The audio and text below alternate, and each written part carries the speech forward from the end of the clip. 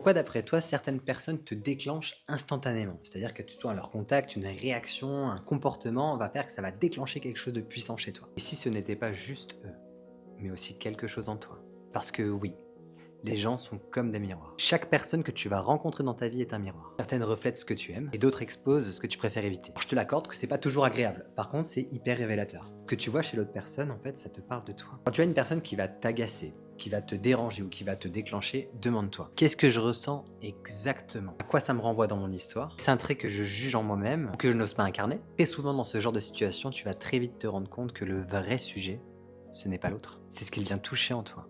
Alors oui, les personnes que tu rencontres, les personnes qui se connectent à toi, ce sont les meilleurs enseignants. Alors c'est paradoxal, je te l'accorde, hein, mais c'est vrai. Les personnes qui te dérangent, en réalité, elles font une chose magique, une chose qui est extraordinaire. Elles te montrent les zones à guérir à l'intérieur de toi. Elles te montrent les zones que tu dois accepter.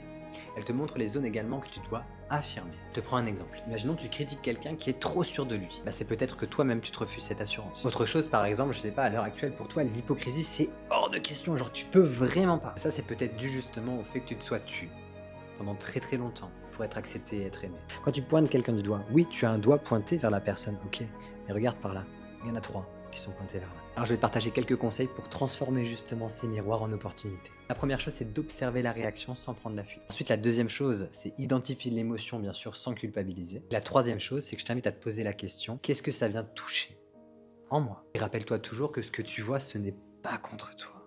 Au contraire, c'est un message pour